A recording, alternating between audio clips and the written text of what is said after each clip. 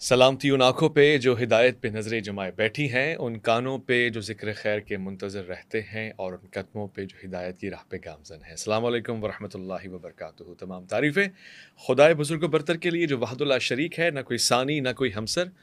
درود لامحدود محبوب رب الودود، راحت العاشقین مراد المشتاقین حضرت محمد مصطفیٰ، آپ کی آل پاک، آپ کے جانثار انصار اور اصحاب۔ رضوان، آپ دیکھ رہے ہیں مائع اور مولانا، یہ خوبصورت سی نشست ایک تحقیقی مطالعے سے جڑی ہوئی ہے۔ ہم اکثر اور بیشتر دیکھتے ہیں قرآن کریم نے نماز کا حکم دیا اور کئی مرتبہ دیا ہے۔ نماز سے پہلے جو چیز نماز کی طرف بلاتی ہے اسے آذان کہا جاتا ہے۔ اس کے کیا معنی ہیں، کیا مفہوم ہے، بنیادی طور سے اس کی کیا تاریخ ہے، کیا دیگر مذاہب میں یا پھر اس سے اوپر آئی ادیان میں نماز یا عبادت گاہوں کی طرف بلاتے ہوئے کوئی خاص عمل کیا جاتا ہے؟ کسی کے یہاں گھنٹی بجائی جاتی ہے، کسی کے یہاں آواز دی جاتی ہے، یا کوئی اور بھی عمل ہو سکتا ہے؟ آذان ہی کیوں؟ اللہ کے پیارے حبیب فخر موجودات جان دو عالم محمد مصطفیٰ نے آذان کا انتخاب کیوں فرمایا، اور پھر کیسے فرمایا؟ کس کی ذمہ داری لگائی؟ کیا حضور نے خود کبھی اذان دی ہے؟ کیا خواتین اذان دے سکتی ہیں؟ کیا نماز کی طرف اذان کے بغیر جایا جا سکتا ہے، یعنی جب اجتماعی صورتحال ہو اور جماعت کھڑی ہو؟ ایسے بہت سارے سوالات ہیں جو آج اس پروگرام میں کیے جائیں گے، اور اس سے زیادہ میں خوش آمدید کرنا چاہتا ہوں ہمارے ساتھ تشریف فرمائیں بطور خاص مہمان۔ آپ سے ہمیشہ علم کی حدت ہم لیتے رہتے ہیں، بہت ہی تحقیقی گفتگو فرماتے ہیں تحمل کے ساتھ، اور گفتگو میں ہمیشہ ایک خاصہ یہ ہوتا ہے کہ بہت سارے علمی نقاط اجاگر فرماتے ہیں۔ میں خوش آمدید کہتا ہوں فضیلت الشیخ علامہ اسد علی شاکری کو۔ السلام علیکم ورحمۃ اللہ۔ علیکم السلام ورحمۃ اللہ وبرکاتہ۔ صاحب، میں اذان کا بیک گراؤنڈ جاننا چاہتا ہوں، اس کی تاریخ کیا ہے، وجوہات کیا ہیں، کلمات کیا ہیں، کہاں سے چلا آیا، اس کا تصور کیوں بیدار ہوا؟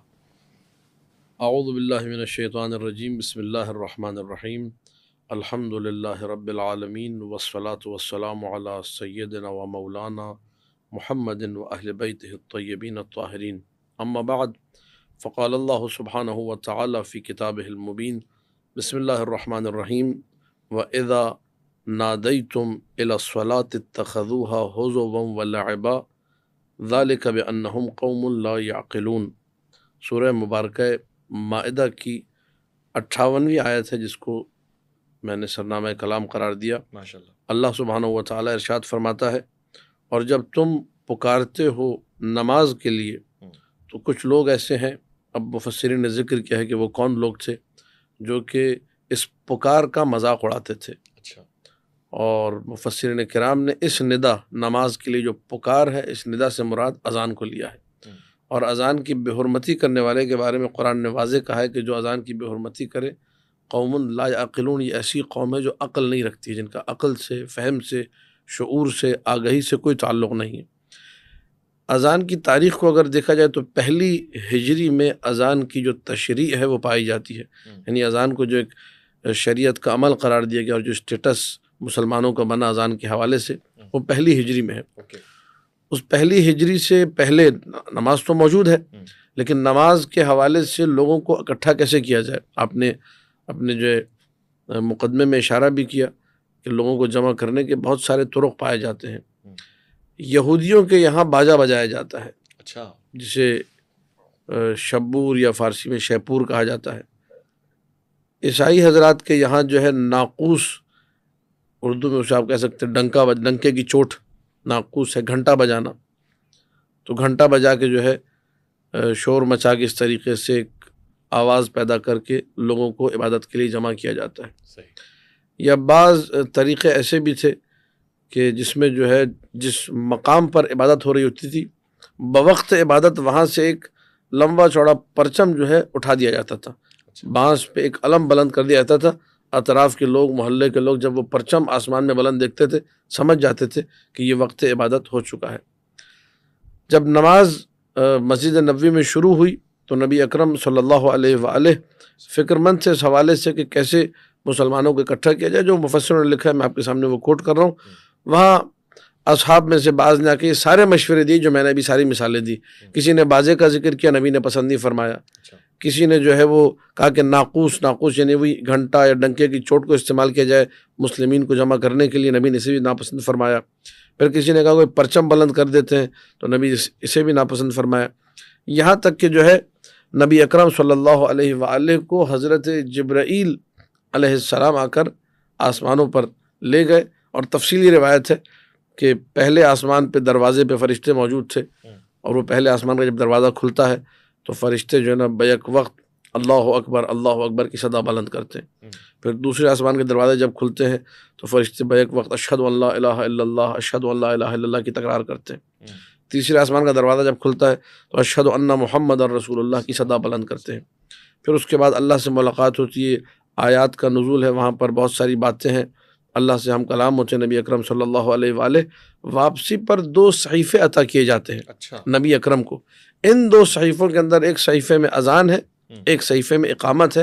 یہ وہ پکار ہے، شرعی پکار، جو اللہ سبحانہ و تعالیٰ کی طرف سے پیغمبر اکرم محمد مصطفیٰ صلی اللہ علیہ وآلہ کو عطا ہوتی ہے کہ یہ اذان اور یہ اقامت آپ نے جو ہے مسلمانوں کو اکٹھا کرنے کے لیے۔ اور یہاں میں یہ علمی نکتہ بھی ناظرین کی سماعتوں کے سپرد کرنا چاہوں گا، حوالے کرنا چاہوں گا کہ اذان کی 2 قسمیں ہیں، ایک ہے اذان الاعلام اور ایک ہے اذان الصلاۃ۔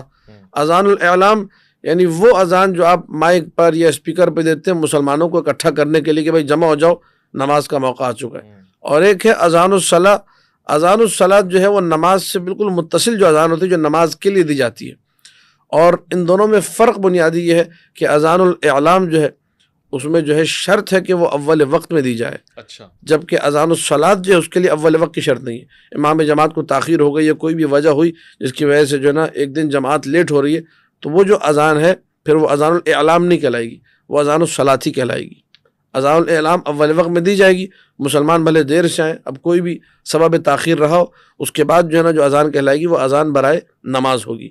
تو بہرحال یہ اذان جب وارد ہوئی، اب یہاں پہ ایک تھوڑی سی تنازع والی صورتحال ہے شیعہ حضرات اور اہل سنت حضرات کے درمیان۔ ان کے پاس ایک صحابی ہیں عبداللہ ابن زید، کہا یہ جاتا ہے کہ جو ہے یہ اہل سنت کا تقریباً اس پہ اجماع ہے، وہ یہ کہتے ہیں کہ عبداللہ ابن زید کو خواب میں جو ہے اذان سنوائی گئی۔ پھر انہوں نے آ کے کہا کہ یا رسول اللہ آپ کیوں فکر مند ہوتے کہ مسلمانوں کو کیسے اکٹھا کرنا چاہیے اور کیا ان کو جو ہے کس طریقے سے جمع کیا جائے، یہ مجھے اذان جو ہے نا تعلیم دی گئی ہے خواب کے اندر، یہ آپ جو ہے نا شروع کریں۔ تو نبی نے وہاں سے اذان لی عبداللہ ابن زید صاحب سے۔ حضرت عمر بھی آ گئے میدان میں، انہوں نے کہا مجھے تو 20 دن پہلے خواب میں اذان سنائی گئی تھی، لیکن جو ہے نا مجھے مطلب شرم آ رہی تھی میں آ کے آپ کے سامنے یہ بات کروں۔ انہوں نے بڑے ادب کا مظاہرہ کیا، اور پھر نبی نے کہا عبداللہ ابن زید نے بتا دیا، کہا جی انہوں نے بتا دیا، بس اب مجھے اچھا نہیں لگ رہا تھا، ورنہ میرے علم میں یہ اذان پہلے سے تھی۔ ہمارے ائمہ معصومین سلام اللہ علیہم اجمعین نے، بالخصوص امام جعفر صادق صلوات اللہ وسلامہ علیہ نے اس جو ہے سوچ کو، اس فکر کو مکمل طور پہ رد فرمایا ہے۔ جو میں نے روایت آپ کی خدمت میں پیش کی، اس روایت کے تناظر میں اللہ سبحانہ و تعالیٰ نے وہ اذان حضرت جبرائیل علیہ السلام کے توسط سے نبی اکرم کو عطا کی ہے۔ نبی اکرم نے وہ اذان لا کے مولا کائنات امیر المومنین کو دی، اور امیر المومنین علی بن ابی طالب علیہ السلام نے اس اذان کو حضرت بلال حبشی کو تعلیم کیا۔ وہ رسول اللہ کے پہلے مؤذن تھے جنہوں نے آسمان سے نازل کردہ اس اذان کو مدینہ اور مکہ والوں کی، سرزمین عرب میں بسنے والوں کی سماعتوں تک پہنچایا۔ جزاہ اللہ خیر جزاء المحسنین۔ فضانہ کے ساتھ ساتھ پروگرام میں اور مولانا ابھی جاری ہے، اس کا لطف ہم لے رہے ہیں، مگر ساتھ ساتھ جو علم کی حدت ہے، جو تاریخ ہے، ایک مسلمان کو بڑا ناز ہوتا ہے، خاص طور سے جب ہم دیکھتے ہیں کہ ہم یورپی ممالک میں جاتے ہیں، وہاں جب اذان گونجتی ہے تو اطمینان ہوتا ہے، دل کو سکون ملتا ہے، ٹھنڈا لگتا ہے، پیارا لگتا ہے کہ الحمدللہ رب العالمین، اللہ رب العزت کا نام، اس کے حبیب کا نام فضاؤں میں گونج رہا ہے۔ اس کی تاریخ بھی ہم پڑھ رہے ہیں تاکہ کل کو کوئی پوچھ لے کہ اذان ہے کیا، اذان کا کیا بیک گراؤنڈ ہے، کیوں دی جاتی ہے، وجہ کیا ہے، اور پھر اس کا سلسلہ کہاں سے چلا آ رہا ہے۔ تو یہ بہت ضروری ہے۔ پروگرام میں علامہ صاحب گفتگو فرما رہے ہیں، مفتی عبدالقادر ہزاروی تشریف فرمائے۔ علامہ صاحب ایک چھوٹی سی بات ہے، لطفاً میں آپ سے جاننا چاہتا ہوں، پھر میں مفتی صاحب کی طرف جاؤں گا۔ اذان کو اذان کہا کیوں جاتا ہے، اس کے پیچھے بھی کوئی معنی ہے؟ کیا یہ اذن سے نکلا ہے؟ اس پہ ذرا رہنمائی فرما دیجیے گا۔ اذان کا جو معنی ہے وہ اعلام ہی کا معنی ہے، پکار، اذان، ندا کے معنوں میں، ٹھیک ہے۔ اور اگر اذن سے بھی اس کو مشتق کیا جائے تو چونکہ اذن اللہ ہی کی طرف سے، اس طرح میں نے تاریخ اذان میں ذکر کیا کہ اللہ سبحانہ و تعالیٰ ہی کی طرف سے اذان کے جتنے کلمات وہ آئے ہیں، تو اس میں لینے میں کوئی حرج نہیں ہے، ایما، اشارتاً، تلمیحاً اس کو لے سکتے، کوئی حرج نہیں ہے۔ لیکن یہ کہ ویسے اذان کا جو معنی ہے یہاں پر وہ ہے پکار کے معنی میں، آذان من اللہ و رسول، قرآن میں بھی یہ تعبیر استعمال ہوئی ہے۔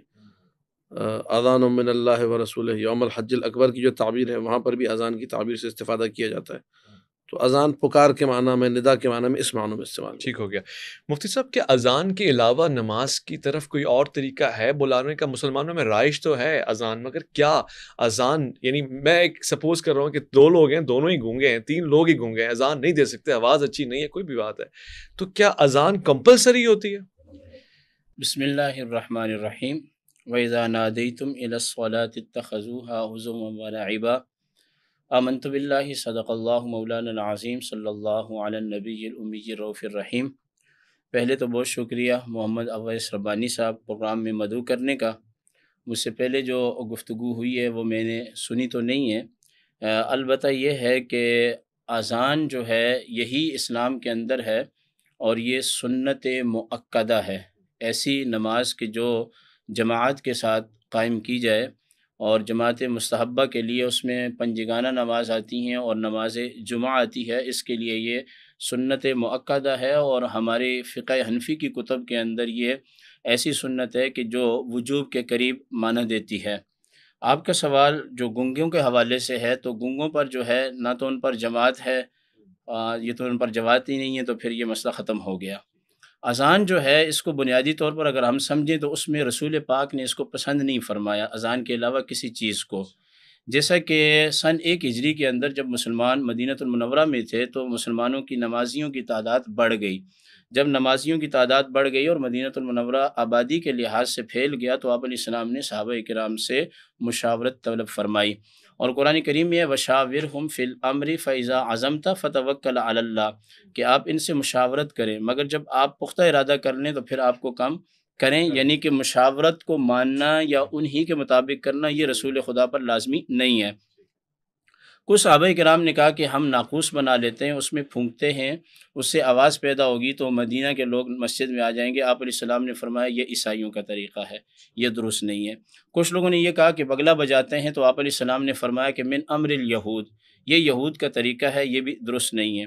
کچھ کی طرف سے یہ رائے آئی کہ ہم آگ جلا دیتے ہیں، اور جب پتہ چلے گا تو لوگ نماز کے لیے آ جائیں گے، تو حضور نے فرمایا کہ من امر المجوس، یہ قوم مجوس کا طریقہ ہے۔ تینوں کو آپ نے رد فرما دیا۔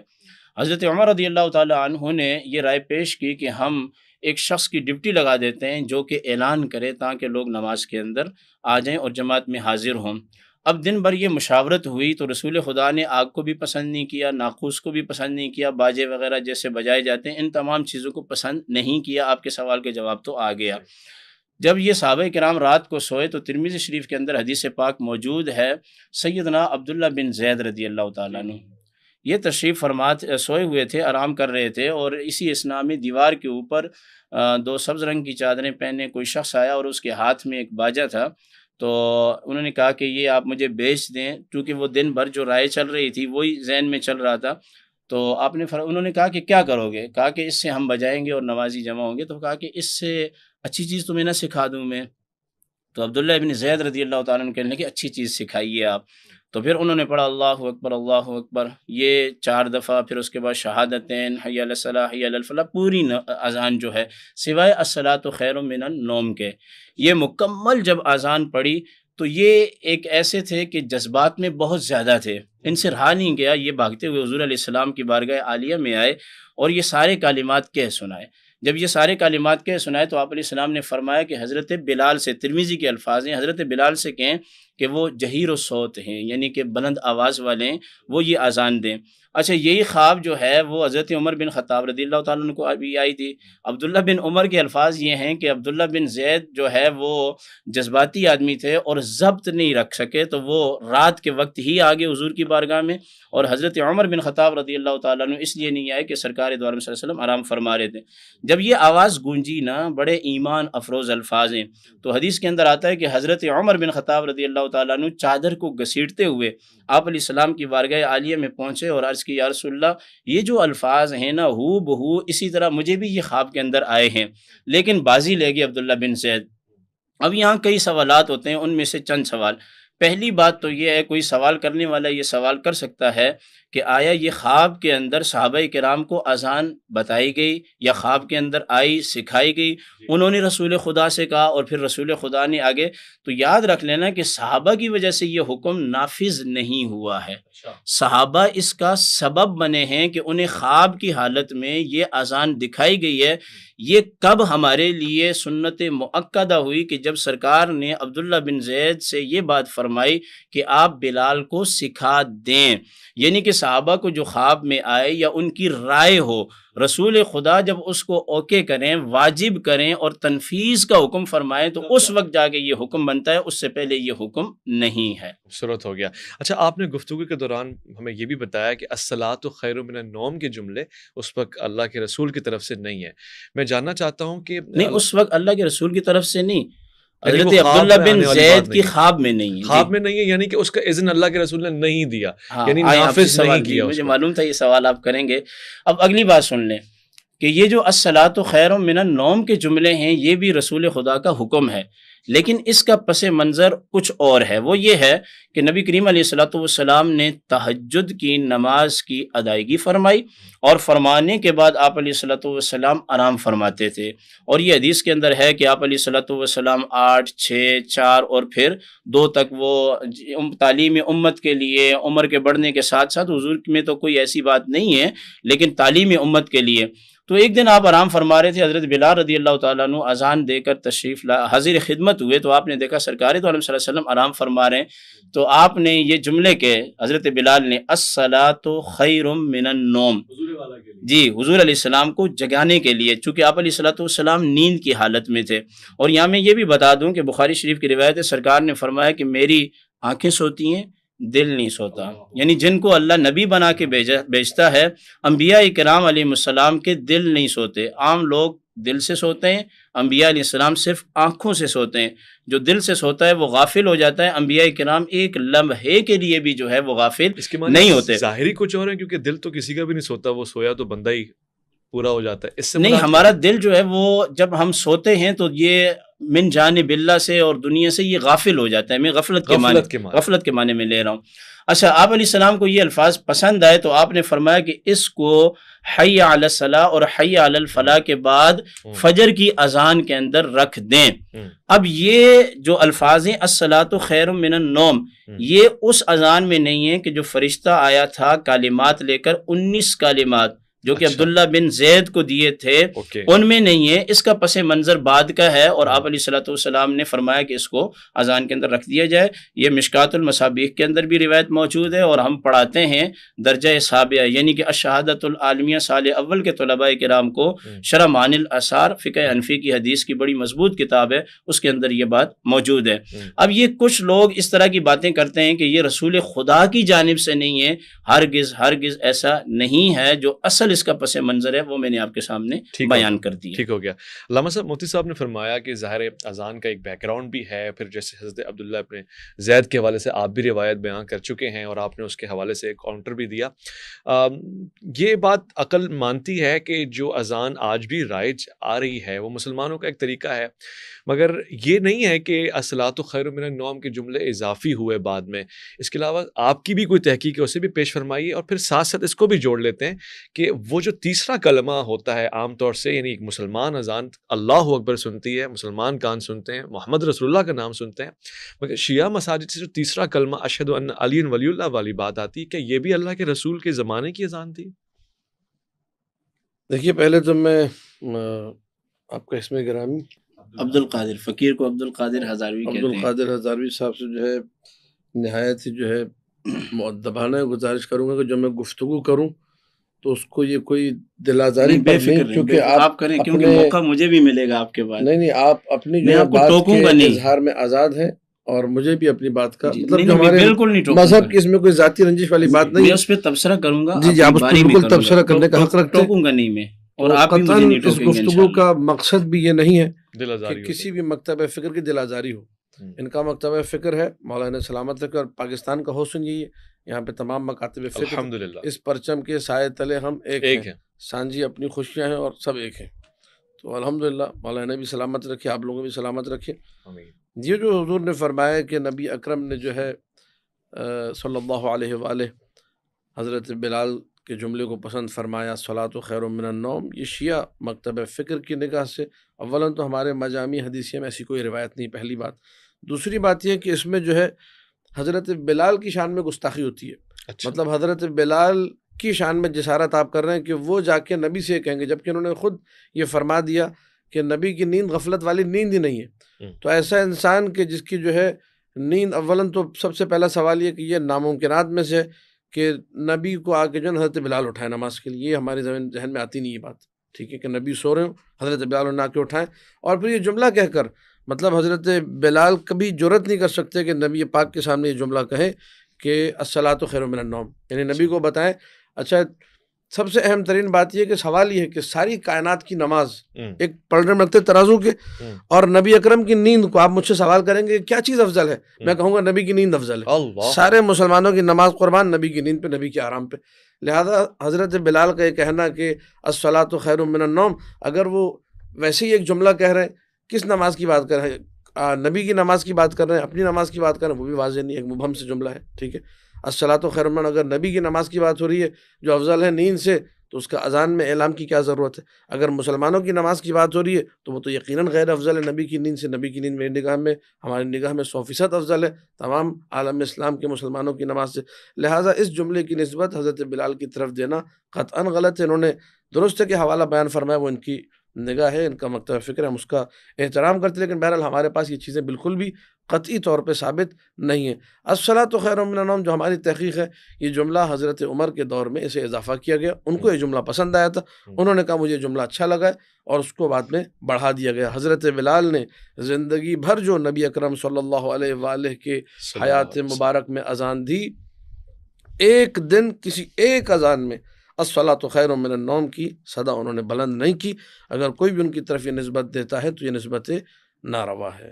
مفتی صاحب نے ایک اور بات کی کہ 19 کلمات ہیں جو خواب میں بتائے گئے، اور وہی کلمات ہیں، اس میں اضافہ ہوا ہے۔ آپ اس کو اس طرح سے کیسے لیتے ہیں کہ کیا شیعہ اذان میں اضافی کلمات شامل ہیں؟ دیکھیے، جو اذان ہے اس اذان کے اندر حی علی خیر العمل شامل تھا، اچھا، جس کو حضرت عمر نے نکلوا دیا، اور الصلاۃ خیر من النوم کا اضافہ ہوا۔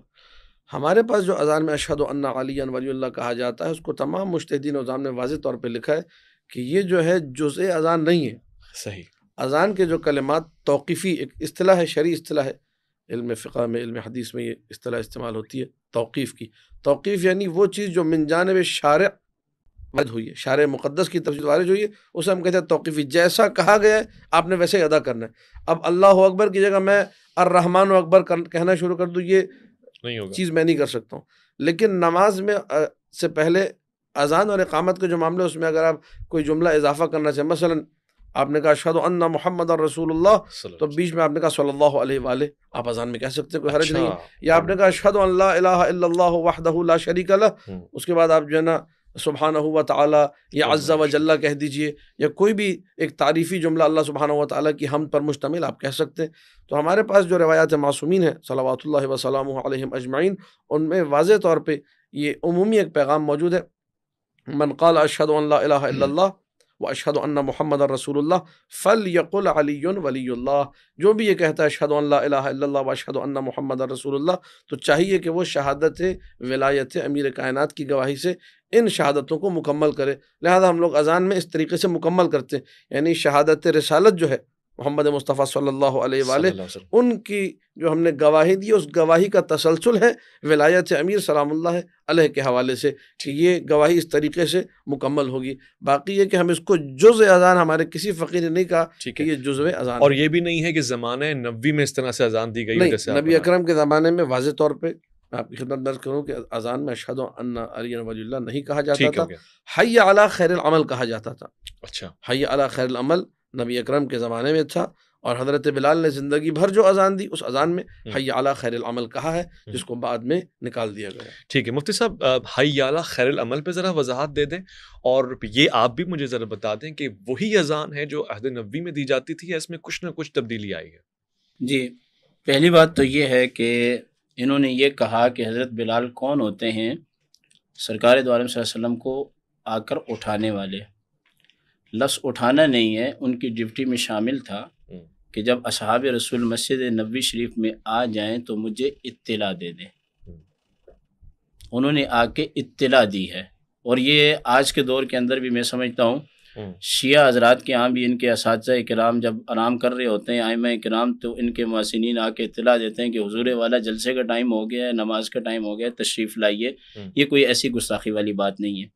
دوسری جو بات حضرت نے کی ہے کہ حضرت عمر رضی اللہ تعالی عنہ نے حی علی خیر العمل کو نکالا، ہرگز ایسا نہیں ہے۔ یہ جملہ کبھی بھی اذان میں نہیں تھا؟ یہ جملہ اذان کے اندر اہل سنت کی جتنی مرویات ہیں احادیث صحیحہ کے اندر یہ جملہ نہیں تھا۔ حضرت عمر رضی اللہ تعالیٰ عنہ کیسے اس چیز کو نکال سکتے ہیں کہ جو رسول خدا صلی اللہ علیہ وسلم نے اذان کے اندر شامل فرمائی؟ یہ دوسری بات یہ ہے کہ انہوں نے کہا کہ الصلاۃ خیر من النوم کا اضافہ حضرت عمر نے کیا، یہ بات بھی غلط ہے، اس پر میں بات کر چکا۔ ہماری احادیث کی کتابوں میں یہ ہے، یہ حضور علیہ الصلاۃ والسلام کو پسند آیا۔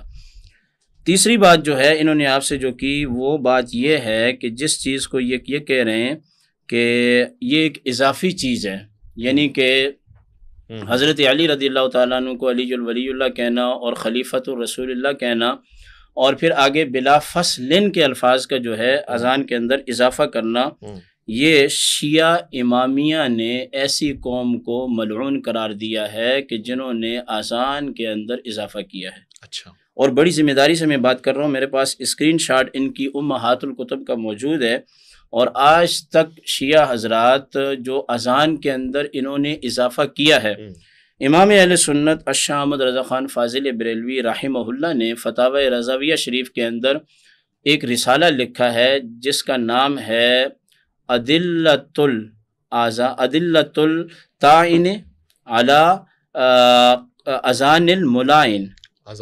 ہاں، ادلۃ الطاعن علی اذان الملائن، یعنی کہ اس کے اندر جتنے بھی حوالہ جات ہیں وہ شیعہ مجتہدین امہات الکتب کا ہیں۔ اگر آپ اس میں سے چاہیں گے تو میں چند آپ کو ذکر بھی کر دوں۔ ان میں سے پہلی بات یہ ہے کہ شرائع الاسلام کے اندر شیخ علی صاحب یہ بات لکھتے ہیں کہ اذان مشہور تر قول پر 18 کلمے ہیں، جس کو انہوں نے بھی ایگری کیا کہ یہ اضافہ ہے۔ اچھا، آپ کہہ رہے تھے 19 کلمات ہیں، یہ شیعہ کے نزدیک 18 کلمات ہیں، شیعہ کے نزدیک 18 کلمات ہیں۔ اور پھر یہ کہ اس میں شیعہ یہ کہتے ہیں 4 تکبیریں ہیں، اور گواہی توحید کی ہے، پھر رسالت کی ہے، پھر حی علی الصلاۃ، پھر حی علی الفلاح ہے، پھر حی علی خیر العمل ہے۔ یعنی یہ کہہ رہے تھے کہ حی علی خیر العمل کو نکال کے حی علی الفلاح شامل کر دیا۔ یہ بات ان کی بالکل غلط ہے، کیونکہ ان کے امام نے یہ بات لکھی ہے، پہلے حی علی الصلاح ہے، پھر حی علی الفلاح ہے، پھر حی علی خیر العمل ہے۔ یعنی سمجھ رہے ہیں آپ؟ قامت الصلاح کے حوالے سے کہہ رہے تھے؟ نہیں سنیں، نہیں بولیں گے، نہیں میں تصحیح کر رہا ہوں فقط کہ میں نے یہ جملہ نہیں کہا تھا۔ نہیں کہا ہے آپ نے، خاموش رہیں گے آپ۔ یہ کہا ہے، آپ ریپیٹ کر کے دیکھ لیں۔ ٹھیک ہے، کیا خیر العمل کو بھی نکالا ہے، خیر العمل کو نکالا ہے، اور اس مگر قامت الصلاح کی ریپلیسمنٹ۔ الصلاۃ خیر من النوم، الصلاۃ خیر من النوم، سمجھ نہیں بولیں گے، نہیں آپ خاموش ہیں، میں سمجھ گیا بات آپ۔ تو ان کے مجتہدین میں سے وہ یہ بات لکھتے ہیں شرائع الاسلام کے اندر، شیخ علی ان کے بہت بڑے امام ہیں، وہ یہ بات لکھتے ہیں کہ پہلے حی علی الصلاح ہے، پھر حی علی الفلاح ہے، اور پھر حی علی خیر العمل ہے۔ یہ بات لکھتے ہیں۔ انہوں نے یہ الزام لگایا کہ اس کو نکال کے الصلاۃ خیر من النوم کا اضافہ کیا۔ یہ ان کا الزام جو ہے براہ راست رسول اللہ صلی اللہ علیہ وسلم کی ذات اقدس پر ہے۔ دوسری بات یہ ہے کہ یہ میرے پاس اسکرین شاٹ ان کے بہت ساری، جن کو یہ شہید ثانی کہتے ہیں، وہ شرح مدارک کے اندر یہ بات لکھتے ہیں، ابو عبداللہ علیہ السلام کے سامنے اذان بیان کی گئی، یہی 18 کلمات تھے، اور پھر ان کی اگر تفسیر کریں تو 35 کلمات ہیں ان کی کتابوں کے اندر۔ تو انہوں نے کہا کہ یہ جو میرے پاس اسکرین شاٹ موجود ہے، یہ اپنی امہات الکتب میں جائیں تو کہا کہ یہ جو اضافہ کیا ہے یہ شیعہ امامیہ کے علاوہ لوگوں نے کیا ہے، اور امام احمد رضا نے اور ان کے ائمہ نے ان کو لعنتی قرار دیا ہے۔ جو اضافہ ہے کہ سیدنا مولا کائنات کی ولایت کا اعلان ہے، اور ان کی پھر وصیت کی بات بھی ہے۔ پھر آگے جو لفظ ہے وہ بڑا تکلیف دہ نہیں ہے، وہ ہمارے ایک بہت بڑے مناظر سے دنیا سے چلے گئے، اللہ تعالیٰ ان کی مغفرت فرمائے۔ میں یہ لفظ نہیں کہہ رہا، وہ کہہ رہے ہیں۔ وہ کہا کرتے تھے کہ پاکستان کے اندر شیعہ حضرات کو اتنی آزادی حاصل ہے کہ یہ 5 وقت تو اذان نہیں دیتے، اذان تو یہ دیتے ہیں، مطلب ان کے یہاں 3 اذانیں ہوتی ہیں، 3 اوقات کے اندر یہ اہل سنت کو گالی دیتے ہیں۔ کیوں؟ کہ یہ اپنی اذان کے اندر یہ لفظ استعمال کرتے ہیں بلا فصل، یعنی خلیفہ بلا فصل۔ اس کا مطلب یہ ہے کہ یعنی کہ ان کا عقائد میں تو یہ ہے نا کہ بھائی پہلے خلیفہ نہیں ہے، پہلے مولا علی ہونے چاہیے تھے، یہ تو چلو پھر بھی عقلاً ایک بات سمجھی جا سکتی ہے، مگر بلا فصل کہنے سے لا نفی جنس کا ہے، یعنی رسول اللہ کے بعد خلافت کسی اور کے لیے ہے ہی نہیں ہے، وہ ہے ہی مولا کائنات کے لیے۔ یہ ان کی کتاب۔ اور میں آپ کے پروگرام کی وساطت سے یہ بتانا چاہتا ہوں، پوری دنیا کے شیعہ حضرات، پوری دنیا کے شیعہ حضرات، امام اہل سنت اشاہ احمد رضا خان فاضل بریلوی نے یہ جو لکھا ہے الادلۃ الطاعن علی اذان الملاعن، یہ اس کے اندر انہوں نے تمام روایات شیعہ کی جمع فرمائی ہیں۔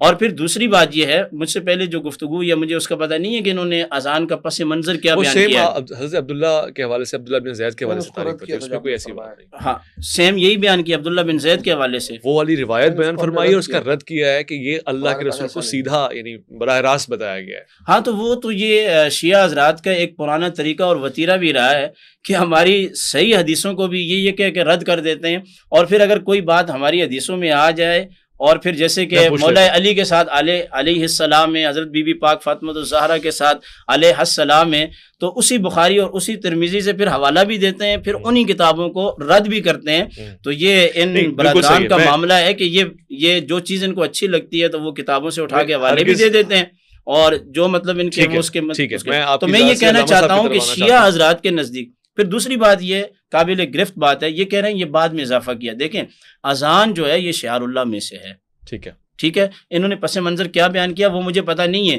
لیکن یہ خود مان رہے ہیں کہ یہ ایک اضافی چیز ہے، تو بھائی یہ اضافی چیز آپ کیوں کر رہے ہیں؟ ٹھیک ہے، یہ میں سوال آپ کا پوچھ لیتا ہوں، جب یہ اور میں ایک بات بڑا کلیئر کر دوں، خواتین حضرات پروگرام کا ایک خاص یہ ہے کہ یہ بات سن لیں میری، میں مختصر کرنا چاہ رہا ہوں، بات وہ ہوگی جو اللہ اور اس کے رسول کی طرف سے نافذ ہے، انہوں نے خود اپنی زبان سے مان لیا یہ اضافی چیز ہے۔ پتہ چلا کہ شیعہ حضرات اپنی کتابوں کے اندر اضافہ کرتے ہیں، اور جب اضافہ کرتے ہیں یہ ثابت ہو گیا تو پھر ان کے مذہب پر کم از کم سنی ہونے کے اعتبار سے ہم اس پر کوئی اعتماد ذرہ برابر بھی نہیں کر سکتے۔ ٹھیک ہے، آپ کی بات پوری آ گئی ہے، میں صرف ایک بات کہہ دوں، ہرگز یہ مقصد نہیں ہے کہ ہم کوئی ایسی صورتحال پیدا کریں کہ جس میں ہم ایک مجادلہ ہو جائے۔ علمی گفتگو ہے، علمی نکات پیش کیے جا رہے ہیں، اور ہو سکتا ہے کہ اس میں یقیناً خیر ہوگی، وہ اس لیے کہ ایک نتیجہ نکل جائے گا کہ کیا چیز کس حد تک ہے۔ یہ علامہ صاحب نے بالکل بیان فرما دیا کہ اس کو ہم ایسا مضاف یا اضافہ لیتے ہیں، اور وہ جو بنیادی کلمات ہیں وہ اس کے علاوہ ہیں، اور پھر آپ نے دلائل بھی پیش فرما دی۔ علامہ صاحب یہی بات میں آپ کی طرف پھیرتا ہوں، مگر اس کو اور ہائی لائٹ کر لیتے ہیں۔ میں جب آپ اس گفتگو میں اضافہ فرمائیں گے تو مجھے یہ بھی بتائیے کہ خواتین کے لیے اذان کا سلسلہ ہے، وہ اس طرح سے دے سکتی ہیں اذان؟ دیکھیے جو انہوں نے باتیں کی، میں اس کو تو پہلے وضاحت دے دوں۔ انہوں نے کہا کہ ہم نے اذان میں اضافہ کیا ہے، میں نے واضح طور پہ کہا کہ ہماری اذان وہی اذان ہے جو من جانب اللہ ہے، ہم نے اس میں کچھ اضافہ نہیں کیا، ٹھیک ہے۔ اشہد ان لا الہ الا اللہ وحدہ لا شریک لہ، کیا اللہ کی طرف سے ہے؟ نہیں ہے، ہر عالم اسلام کہہ رہے ہیں، یہ کیا اضافہ کہلائے گا؟ نہیں کہلائے گا۔ اشہد ان محمد رسول اللہ کے بعد صلی اللہ علیہ وآلہ، یہ لوگ آل کو کھا جاتے ہیں، ہم لوگ تو خیر کہتے ہیں وآلہ، ٹھیک ہے، کیا یہ اضافہ کہلائے گا اذان میں؟ نہیں کہلائے گا۔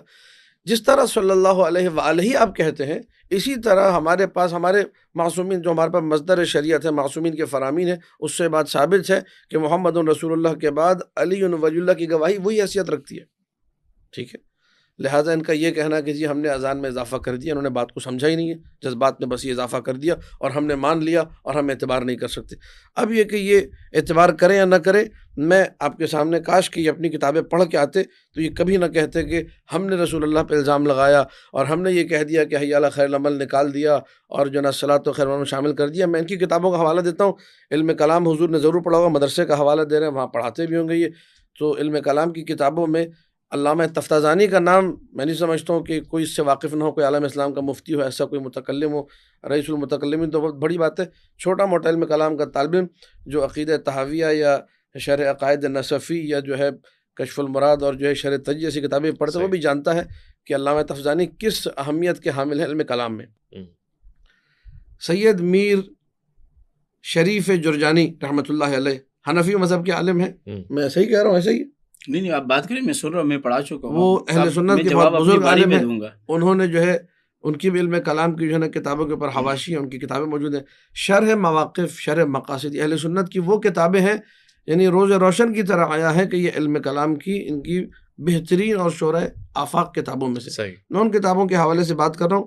اور تفتازانی، سعد الدین تفتازانی نے اور کوشجی نے مبحث الامامہ، امامت کی جو بحث ہے، تجرید کتاب خواجہ نصر الدین طوسی کی، یہ علم کلام کی وہ کتاب ہے کہ جس پر شیعہ سنی سب نے شروحات لکھی ہیں. ہماری جو شرح جو ہمارے حوزات میں پڑھائی جاتی ہے وہ ہے کشف المراد، علامہ حلی کی لکھی ہوئی شرح وہ پڑھائی جاتی ہے. باقی دیگر حوزات کے اندر دوسری شروحات کوشجی کی شرح پڑھائی جاتی ہے، یا شرح مواقف، شرح مقاصد وہ پڑھائی جاتی ہے. لیکن بہرحال علم کلام کی ایک اہم کتاب، اس میں یہ جملے موجود ہیں سعد الدین تفتازانی کے بھی اور کوشجی کے بھی. ان عمر بن الخطاب قال وهو على المنبر، عمر ابن خطاب نے کہا جبکہ وہ منبر پر تھے، ثلاث كن على عهد رسول الله صلی اللہ علیہ وآلہ وانا انہا عنہن، تین چیزیں تھیں جو رسول کے عہد میں تھی اور میں اس سے منع کرتا ہوں. تھی کا مطلب کیا ہے؟ تھی کا مطلب یہ کہ رسول کے عہد میں تھی، اور حضرت عمر یہ کہہ رہے ہیں کہ میں اس سے نہیں کرتا ہوں. وَأُحَرِّمُهُنَّ، میں ان تین چیزوں کو حرام قرار دیتا ہوں. وَأُعَاقِبُ عَلَيْهِنَّ، اور میں ان تینوں چیزوں پر سزا دوں گا. اب آپ مجھے بتائیے کہ میں کس کا اعتبار کروں؟ مذہب اہل سنت کا اعتبار کروں جن کے امام یہ کہہ رہے ہیں کہ رسول کے زمانے میں تین چیزیں تھیں، میں ان تینوں سے روکتا بھی ہوں، میں ان تینوں کو حرام بھی قرار دیتا ہوں، میں ان تینوں پر سزا بھی دوں گا. اور ان تین چیزوں میں سے ایک چیز جو ہے وہ نماز میں، اذان میں حی علی خیر العمل ہے. حی علی خیر العمل سے میں منع کرتا ہوں. بھائی کیوں منع کرتے ہیں؟ اس کی وجہ بھی علماء اہل سنت نے اپنی کتابوں میں لکھی ہے. کاش کہ یہ پڑھ لیتے تو اس میں واضح ہو جاتا ہے ان کے لیے کہ حضرت عمر نے یہ فرمایا کیونکہ حی علی خیر العمل کو لوگ سنیں گے تو وہ خیر العمل نماز کو سمجھیں گے، تو وہ جہاد میں کوتاہی کریں گے، سستی کریں گے. لہٰذا اس جو ہے جملے کو اذان سے انہوں نے نکلوا دیا. پھر اسی طریقے سے اور دنیا کی کتابیں میں پر دنیا کے حوالے موجود اہل سنت کتابیں جس میں یہ واضح موجود ہے. حضرت ابو بکر کے زمانے میں بھی حی علی خیر العمل تھا، ٹھیک ہے، اس کو بھی جو ہے انہوں نے نہیں دیکھا کہ جو حضرت ابو بکر کے زمانے بھی موجود ہے، حضرت عمر نے آ کے نکالا ہے.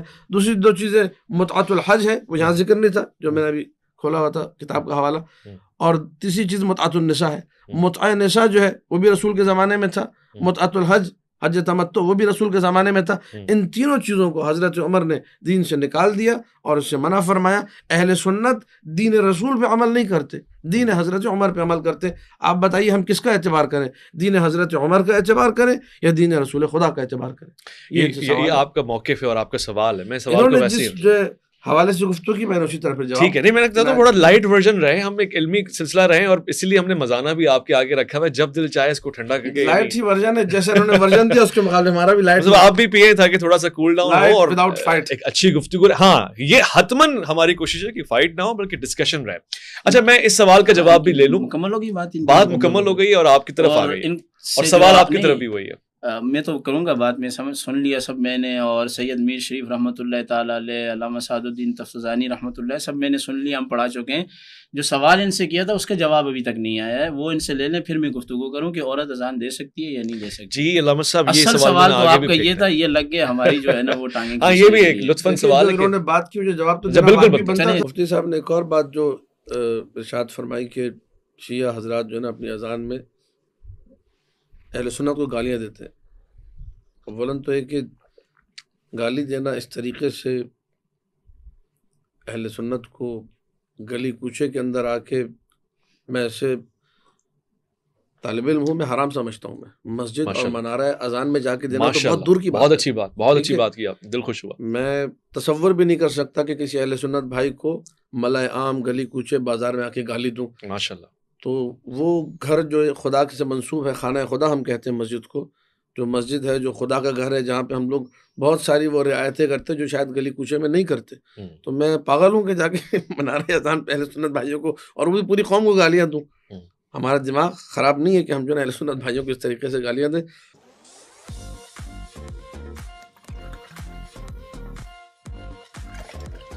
خدا جو ہے نا ہمیں اس جو ہے بدنیتی سے اور اگر کوئی بھی ایسی چیز ہے اس سے محفوظ رکھے. آمین. جہاں تک بات ہے اس جملے کی، اشہد ان امیر المؤمنین و امام المسلمین علی ابن ابی طالب حجت اللہ و خلیفۃ رسول اللہ بلا فصل.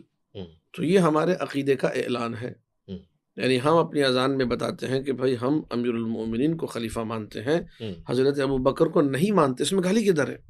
یہ میں کیمرے کے سامنے کہہ رہا ہوں، اور میں پہلے بھی اپنے آپ کے پروگرام میں کہہ چکا ہوں کہ میں اس مملکت خدا پاکستان میں رہتا ہوں، تو میں تشیع کا جو ہے نا کوئی مثال کے طور پہ مجھے چھپانے کی ضرورت نہیں کہ میں شیعہ ہوں، میں اعلان شیعہ ہوں، ڈنکے کی چوٹ پہ شیعہ ہوں، یہ سنی ہے، اعلان سنی ہے، الحمدللہ یہ حسن ہے اس پاکستان کا، ہم دونوں ساتھ بیٹھے ہوئے، میں ہوں سنی قادری ٹن ٹنا ٹن، ایک نعت بھی ہم نے سنی تھی، بڑی مزے کی نعت تھی، مولا ان کو بھی سلامت رکھے، تو یہ سنی ہے، بہترین ہے، سبحان اللہ، میں شیعہ ہوں، میں اپنی جگہ ہوں، میں اگر یہ کل کو آگے کہیں اذان میں، ٹھیک ہے، یا ویسے ہی کہ اپنے مجلس میں گئے، لیکن کہ عالم دین کا خطبہ بھی ہم نے سنا تھا، اشہد ان ابا بکر خلیفۃ رسول اللہ بلا فصل، تو ہمیں تو کبھی بھی نہیں لگا کہ یہ ہمیں گالی دے رہے ہیں، آپ کا عقیدہ یہ ہے بھائی، آپ حضرت ابو بکر کو خلیفہ بلا فصل مانتے ہیں، آپ کو مبارک ہو، ہم نے تو نہیں کہا کہ آپ ہمیں گالی دے رہے ہیں، ہم جب یہ کہہ رہے ہیں تو آپ کو کیوں لگ رہا ہے کہ ہم گالی دے رہے ہیں؟ ہاں یہ ضرور ہے کہ جب آپ کہیں گے کہ حضرت ابو بکر خلیفہ بلا فصل ہے، اس میں ہمارے عقیدے کی نفی ہوتی ہے، اور جب میں کہتا ہوں کہ امیر المومنین علی خلیفہ بلا فصل ہے، اس میں آپ کے عقیدے کی نفی ہوتی ہے، لیکن اس میں گالم گلوچ کا کوئی تصور نہیں ہے، اور یہ اس کا لازمہ ہے، تشریح نہیں ہے، ہم کہتے ہیں امیر المومنین خلیفہ بلا فصل ہیں، اہل سنت برادران ہمارے بھائی وہ چوتھا خلیفہ مانتے ہیں، ہم لوگ پہلا خلیفہ مانتے ہیں، اور یہی تشیع اور تسنن کی شناخت ہے، اگر اس کو نکال دیا تو ہم سب ایک ہو جائیں گے، پھر شیعہ سنی رہے گا ہی نہیں کوئی۔ آپ نہیں چاہتے ہم ایک ہو جائیں؟ ایک ہو جاتے ہیں، ہٹا دیتے ہیں، اضافی جملہ دیکھیں، کاش کہ جو ہے نا ہم سب ایک ہوتے حقائق کی بنیاد پر، لیکن جہاں حقائق کو جو ہے نا مسخ کر دیا جائے، تاریخ کے ساتھ کھلواڑ کیا جائے، اور تاریخ کے جو ہے اوراق کو مزید سیاہ کر دیا جائے، اس میں من گھڑت چیزیں ڈال کے، جو بنو امیہ کے ادوار میں ہوا، جو بنو عباس کے ادوار میں ہوا، اگر وہ تاریخ کھول کے رکھی جائے اور ڈاکومنٹ جو ہے اس کو سامنے رکھ کے عقل سے بھی انسان فیصلہ کرے تو حقیقت تک پہنچ سکتا ہے، لیکن یہ کہ ان کی جب مثلا مفتی صاحب کی اپنی خواہشات ہو، میری اپنی خواہشات ہو، میرے اپنے میلان قلبی ہو، ان کا اپنا میلان قلبی ہو، اس میں پھر حقیقت کبھی سامنے کھل کے آتی نہیں ہے۔ میں اپنے دماغ میں ایک عقیدہ جو میں نے مدرسے میں پڑھا وہ میں اس کو بنا کے چل رہا ہوں کہ وہ یہی ٹھیک ہے، انہوں نے جو پڑھا وہ اس کو لے کے چل رہے ہیں، ہم لوگ کبھی بھی حقیقت تک نہیں پہنچ سکتے، گراؤنڈ ریئلٹی ہے۔ تو بہرحال میں اب چونکہ انہوں نے بات کی تھی کہ ہم گالی دیتے ہیں، میں واضح طور پہ نفی کر رہا ہوں، مذمت بھی کرتا ہوں، جو بھی گالی دیتا ہے کسی بھی حوالے سے، اذان اور منارہ اذان اور مسجد اور اسپیکر تو بہت دور کی بات، گلی کوچے میں بھی اگر کوئی کسی سنی بھائی کو کھڑے ہو کے گالی دے، شرعاً حرام ہے، بہت اچھا پیغام، ٹھیک ہے، ہم تصور نہیں کر سکتے کسی اہل سنت بھائی کو گالی دے۔ مقدسات اہل سنت کا بھی ویسے ہی احترام ہے، اس میں بھی کوئی گالی ایسی کوئی جملے نہیں میں نے تو آپ سے کہہ دی کہ ایک سنی ہمارا بھائی جو گلی میں مثال کے طور پر ٹھیلا لگا کے قلفی بیچ رہا ہے، اس کو مقدسات تو آپ پھر بہت ہی اوپر لے گئے نا۔ ماشاءاللہ، میں تو ایک عام جس کو میں جانتا ہی نہیں ہوں کہ وہ کون ہے، کس قبیلے کا ہے، سید ہے کہ غیر سید ہے، کس ذات کس پات کا، مجھے کچھ نہیں پتا، صرف میرا سنی بھائی ہے، میں اس کو کہہ رہا ہوں گالی دینا حرام ہے، مقدسات تو آپ میراث پہ لے کے بات، بہت اچھی بات ہو گئی، میرے خیال اس کو تو اپریشیٹ کرنا چاہیے، کافی ساری باتیں انہوں نے کی ہیں۔ میں ذرا بس صرف وہ جواب دے دوں خواتین کی اذان والا، جی، جہاں تک عورتوں کی اذان کی بات ہے، ہمارے پاس جو ہے، جو میں نے شروع میں ذکر کیا تھا پروگرام کی تمہید میں، ایک ہے اذان اعلام، وہ عورتوں سے نہیں دلوائی جا سکتی کہ عورت کو بلا کے مسجد بولے تو اذان دو۔ باقی یہ کہ اپنی فرادہ نمازوں کے لیے گھر میں جو خواتین نمازیں پڑھتی ہیں، مسجد المرأۃ بیتھا، حدیث کے مطابق ثابت ہے، عورت کو نیت کے اعتبار سے جس مسجد کا وہ قصد کرے اس کو وہیں کا ثواب گھر بیٹھے مل جاتا ہے، اس کا گھر ہی اس کی مسجد ہے، اس کا گھر ہی اس کی مسجد ہے۔ اسلام نے اس قدر جو ہے عورت کے گھر میں رہنے پر تاکید کی ہے۔ تو اب اگر عورت اپنے لیے اذان دے رہی ہے، مستحب ہے، مستحب تاکیدی نہیں ہے، مستحب تاکیدی ہمارے پاس مرد حضرات کے لیے جو اپنی فرادہ نمازوں کے لیے اذان دے، باقی اذان اعلام وہ مردوں سے مختص ہے، وہ مرد ہی دیں گے۔ ٹھیک ہو گیا مصعب، آپ کی طرف اچھی بات ہے، مکمل ہو گئی۔ پہلی بات تو یہ ہے کہ انہوں نے علامہ تفتزانی رحمہ اللہ کا حوالہ دیا اور سید میر شریف رحمہ اللہ کا حوالہ دیا، ہم خالی ان کو پڑھتے ہی نہیں ہیں بلکہ ان کی اصول کی لکھی ہوئی کتابوں کو ہم چاٹتے ہیں۔ انہوں نے یہ بات جو کی کہ میں اس کا رد کر چکا کہ حضرت عمر رضی اللہ تعالیٰ نے دین سے نکال کے اس میں جو انہوں نے منطق بھی پیش فرمائی ہے کہ بھائی کہیں ایسا نہ ہو کہ حضرت عمر رضی اللہ تعالیٰ نے نماز کو جو ہے وہ جہاد سے جو ہے وہ کیا سمجھ لیں، افضل سمجھنے لگ جائیں لوگ، تو اس وجہ سے ایسی بات ہرگز نہیں ہے، ایک بات۔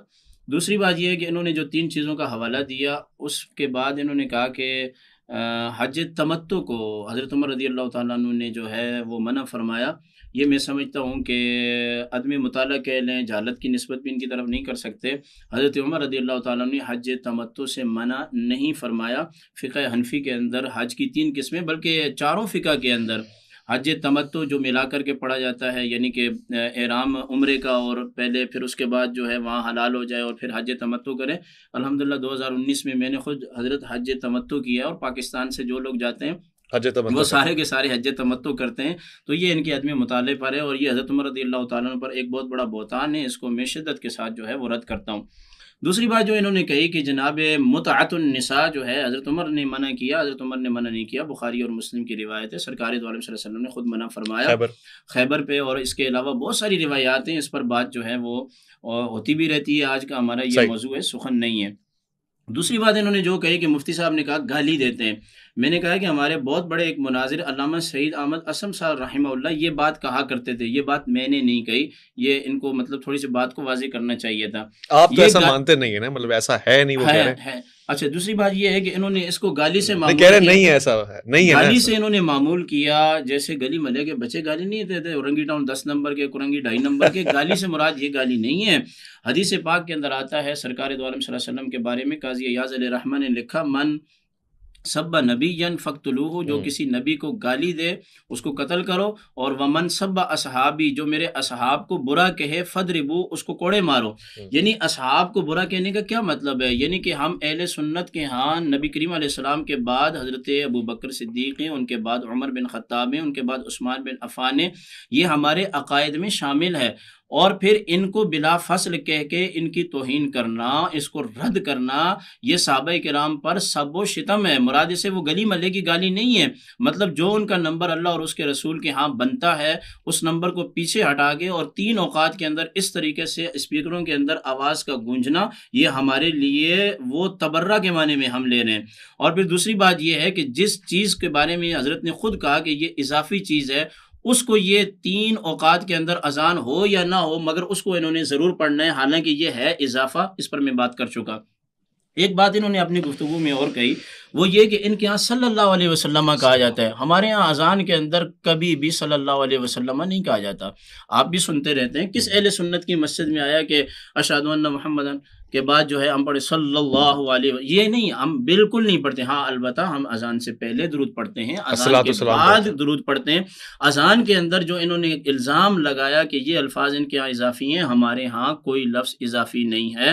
اس کی بھی میں تردید کرتا ہوں. اور دوسری بات یہ ہے کہ حضرت جو ہیں وہ کل ہماری کسی بھی مسجد کی اذان سن لیں، اور اذان سننے کے بعد اگر کہیں پہ یہ پڑھا جا رہا ہے اذان کے اندر، جیسے اہل تشیع کے یہاں پڑھا جاتا ہے، اسی وقت ریکارڈنگ کر کے آپ کو بھیجیں، مجھے بھیجیں، ہم انشاءاللہ اس پر جو ہے وہ ایکشن لیں گے. خواتین والا سوال بھی، گالی کا ایک معاملہ اور بھی نہیں ہے، مجھے گفتگو کرنے دیں. گالی کا ایک معاملہ اور بھی ہے، وہ یہ ہے کہ انہوں نے جو بات کہی ہے نا، یہ وطن عزیز ملک پاکستان، اس کا جو قانون ہے اسلامی، یہ اہل سنت کے ہاں ہے. یعنی کہ ہم شیعہ برادری کو سپورٹ کرتے ہیں، ان کا حفظ و امان سب چیزیں ہیں، مگر پاکستان کا جو قانون ہے وہ فقہ حنفی اہل سنت و جماعت ہے. یعنی اس کے علاوہ کوئی بھی نہیں ہے، نہ کہ اہل تشیع کو اس میں شامل کیا گیا. یہ بات ان کے ذہن میں رہنی چاہیے، اور اگر میں غلط ہوں تو آپ اس کی تصحیح کریں. یہ وطن عزیز ملک پاکستان جو ہے، جس اسلامی جمہوریہ پاکستان سنا ہے، حنفی والا اسلامی جمہوریہ اسلام جو ہے وہ اہل سنت ہے. اسلام اہل سنت کے علاوہ ہے ہی نہیں ہے. یہ تو آپ کہہ رہے ہیں ان کا موقف اس کے علاوہ بھی، وہ اپنی باری میں بولیں، میں چونکہ بات کر رہا ہوں تو وہ اپنی گفتگو کر سکتے ہیں اس کے بارے میں. اسلامی جمہوریہ پاکستان اسلام ہے ہی وہ یہ جو اہل سنت کے پاس ہے. اہل سنت کے علاوہ جو ہے وہ اسلام نہیں ہے. وہ خود یہ کہتے رہتے ہیں کہ ہم نے اضافہ کیا ہوا ہے، تو اس پہ ہم اعتماد نہیں کر سکتے. ایک بات انہوں نے اپنی گفتگو کے اندر اور کہی، وہ کون سی کہی تھی؟ خواتین پہ میں آنا چاہ رہا ہوں، میں چاہ رہا ہوں لائٹ ورژن جائے. صبر کریں، آپ خواتین پہ نہ آئیں، جب آپ کو یاد آ جائے تو آ جائیں. آپ مزانہ تو پیئیں پھر. نہیں، آپ ان کو پورا موقع دیتے ہیں، ہمیں بھی پورا موقع دیا. اچھا جی، چلیں نہیں دیتے ہیں، آپ موقع دیتے ہیں. اچھا میرے ذہن میں آ جائے گی وہ بات.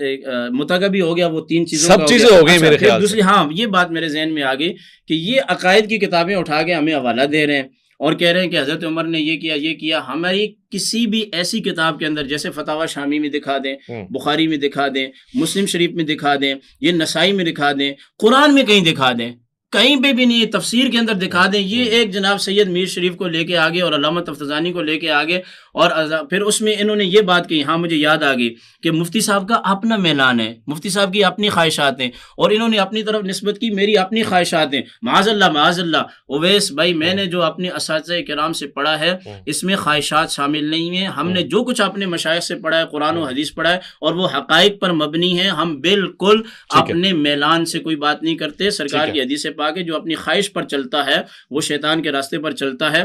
شاید ان کے ہاتھ ایسے راستے ہوں گے، ہمارے یہاں نہیں ہوں گے. اذان کا جو آپ نے پوچھا ہے خواتین کا ہاں اذان، تو یہ یاد رکھ لیجئے گا کہ وَمِن شرط الاذان، اذان کی شروط میں سے یہ ہے کہ ان یکون المؤذن رجلا، کہ مرد ہونا چاہیے، مؤذن عورت کے لیے اذان نہیں ہے. ٹھیک ہے یعنی کہ اذان مسنونہ جو ہے وہ صرف اور صرف عورت کے لیے نہیں ہے بلکہ مردوں کے لیے، ٹھیک ہے اور عورت پر جماعت ہی نہیں ہے. جب ٹھیک ہے جماعت نہیں ہے تو پھر ہمارے ہاں جس طرح عورت کے لیے امامت کبریٰ اور امامت صغریٰ نہیں ہے اور عورت کے لیے نبوت نہیں ہے، اسی طرح عورت کے لیے اذان بھی نہیں ہے. ٹھیک ہو گیا، واضح ہو گیا. علامہ صاحب ایک بڑا لطیف سوال ہے معاملات اور ہلکے کرنے کے لیے. میں نے ابھی جواب دینا ہے ان کی آپ جواب دیں، مجھ سے تو یہ ہو کہ میں سوال بھی اپنا رکھ دوں. حضور کریم صلی اللہ علیہ وآلہ وسلم نے انہوں نے فرمایا، اب چونکہ اذان دی ہے، بات تھوڑی سی حساس ہے وہ اس کو میں عرض کرتا ہوں، بعد میں ابھی سوال لیجیے گا، جی کہ میں نے یہ کہا حضرت عمر پہ، نعوذ باللہ میں نے الزام لگایا، میری کیا مجال کہ میں حضرت عمر پہ الزام لگاؤں. میں نے یہ کہا کہ جی وہ متع حج اور متعۃ النساء حضرت عمر نے نکالا اور اس پہ سزا معین کی اور کہا کہ میں منع کرتا ہوں، میں حرام کرتا ہوں. یہ میں نے ان پر الزام لگایا. میں نے الزام لگایا. اچھا، یہ تفسیر مفاتیح الغیب، تفسیر مفاتیح الغیب، فخر الدین رازی کی کتاب ہے، اب کیمرے پہ ریکارڈ ہو رہا ہے میں سب کے سامنے.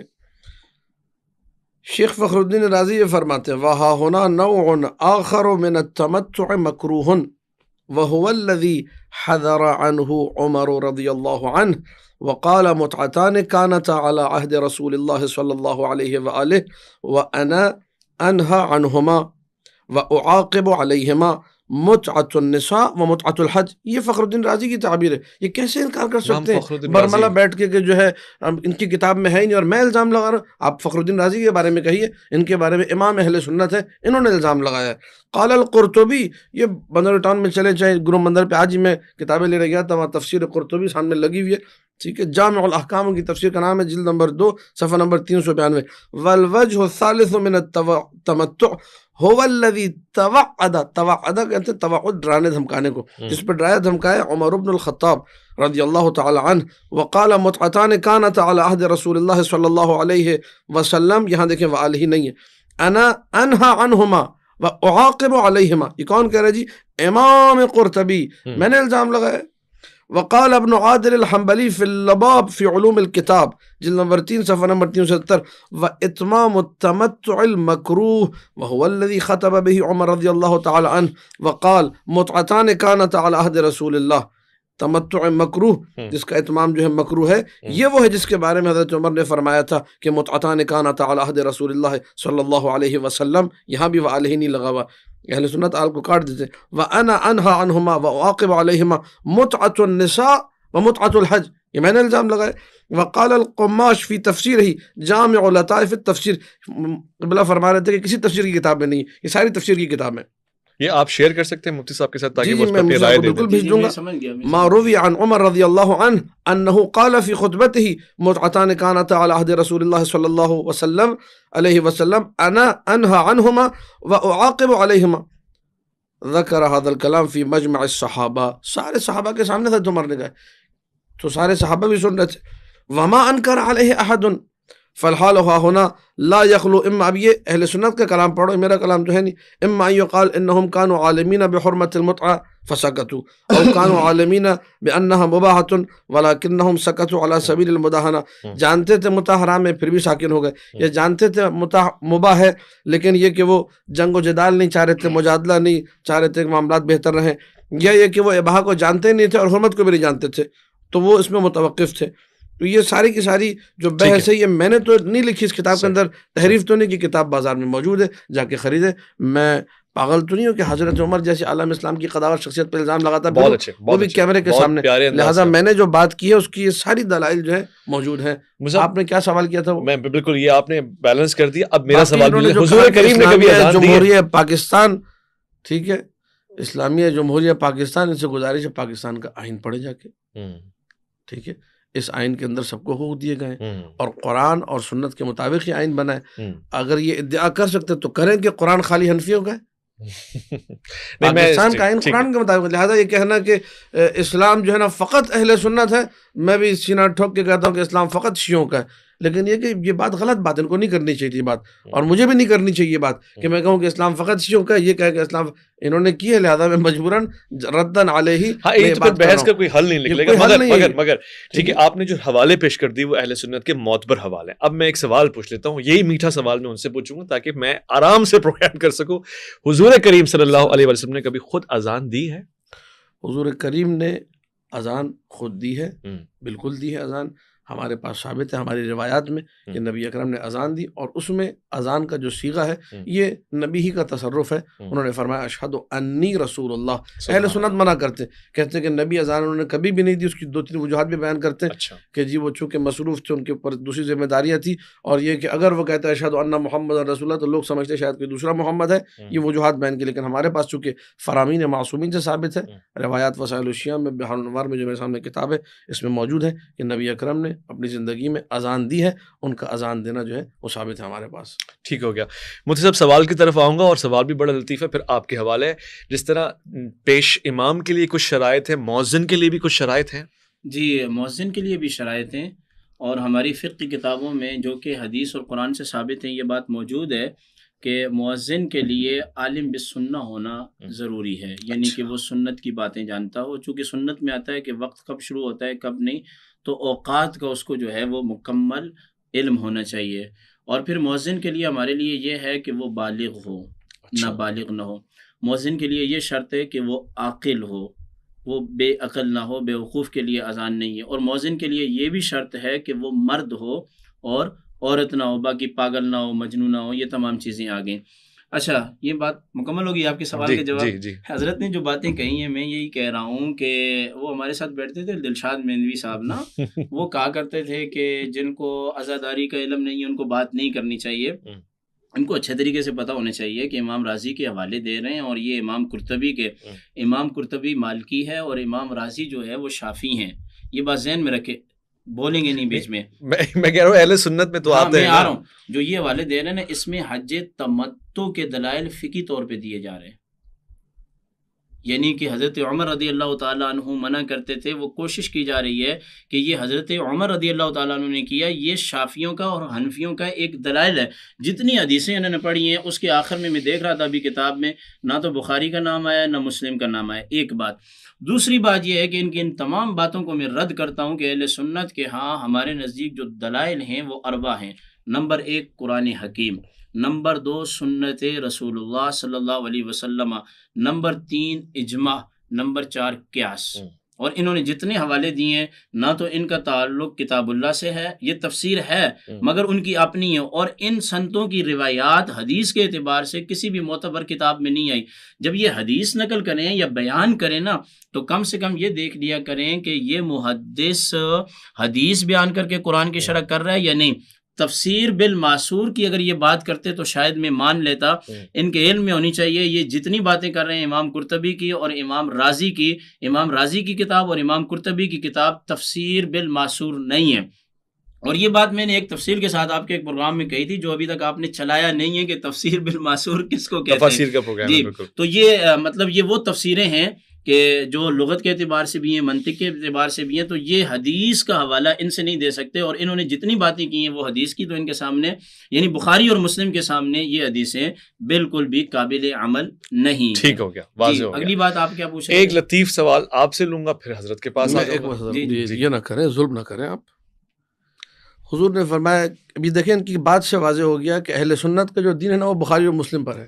دیکھیں میری بات کے بیچ میں نہ بولیں، میری بات کے بیچ میں نہ بولیں، مجھے بات کرنے دیں. غلط بات نہیں کر رہا. آپ نے کہا کہ جو نا صحیح بخاری صحیح مسلم میں کہیں نہیں ہے. میں نے آپ کو دنیا کے حوالے دیے، آپ نے کہا صحیح بخاری صحیح مسلم میں نہیں ہے. اب میں آپ کو اگر صحیح مسلم دکھا دوں اس کے بعد یہ کیا کہیں گے وہ بھی سماعت فرمائیے گا.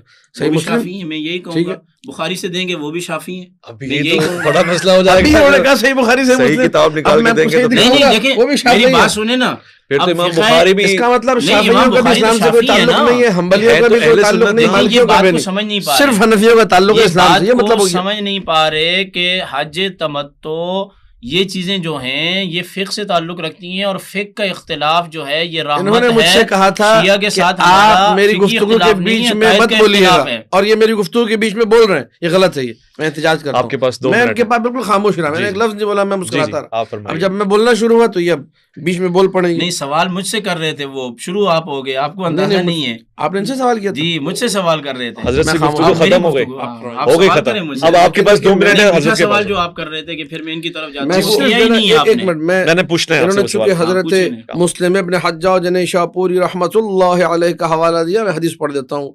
صحیح مسلم عن جابر بن عبد الله قال كنا نستمتع بالقبضة من التمر والدقيق الایام على عہد رسول اللہ صلی اللہ علیہ وسلم۔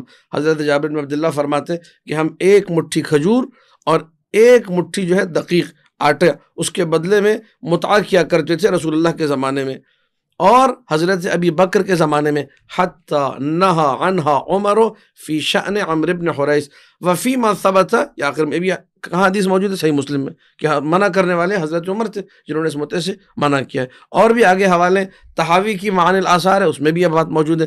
جس کتاب کا یہ کہیں گے اس کے بعد کہیں گے جی وہ شافعی تھا، وہ مالکی تھا، وہ حنبلی تھا، تو بابا اگر چاہ رہے میں فقط فقہ حنفی سے دوں، اگر وہ بھی دوں گا تو آپ کہیں گے یہاں دلائل کی بات ہو رہی ہے اور یہ وہ بات نہیں ہو رہی جو آپ کرنا چاہ رہے ہیں، یعنی آپ نے ماننا نہیں ہے، آخر کلام یہ ہوگی۔ ٹھیک ہو گیا، علامہ صاحب کی روایات اور دلائل قابل قبول ہیں، ہم اور آسانی کے ساتھ موضوع کو ہلکا کرتے ہوئے، کیونکہ اب تو یہ بات کمپلیٹ ہو گئی ہے، اب میرے پاس آخری 4 منٹ رہ گئے، میں یہ ضرور جاننا چاہوں گا مفتی صاحب آپ کی طرف جو سوال پوچھنا چاہتا ہے کہ جنازے کو سامنے رکھ کے اذان ہو سکتی ہے یا قبر میں دفنانے کے بعد عام طور سے دیکھا گیا کہ اذان دی جاتی ہے، اس کے حوالے سے کیا کہیں؟ جی یہ آپ نے اچھا سوال کیا ہے کہ اذان سنت مؤکدہ جس پر ہم بات کر چکے وہ تو جماعت مستحبہ کے لیے، صحیح۔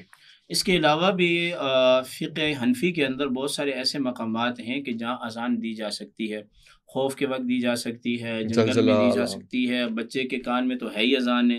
اچھا اس میں تھوڑی سی یہ وضاحت کر دوں کہ بچے کے کان میں جو اذان دی جاتی ہے نا، اگر مرد جو ہے وہ دستیاب نہ ہو تو عورت دے سکتی ہے۔ اچھا دے سکتی ہے؟ جی کیونکہ عورت کی جو اذان منع کرتے ہیں وہ اس کی آواز کی حرمت کی وجہ سے ہے، یعنی کہ وہ آہستہ سے آواز دے سکتی ہے، وہ وہیں تک رہے گی۔ یہ ایک بامر مجبوری ہے، اور یہ وقت نہیں آیا ابھی تک کہ کیا نام ہے بچہ پیدا ہو اور مرد نہ ہو۔ ہاں فلسطین میں جیسے حالات ہیں ایسا ممکن ہے، اللہ تعالیٰ ان کی مدد فرمائے اور اللہ تعالیٰ عالم اسلام کو ان کی طرف متوجہ ہونے کی توفیق عطا فرمائے۔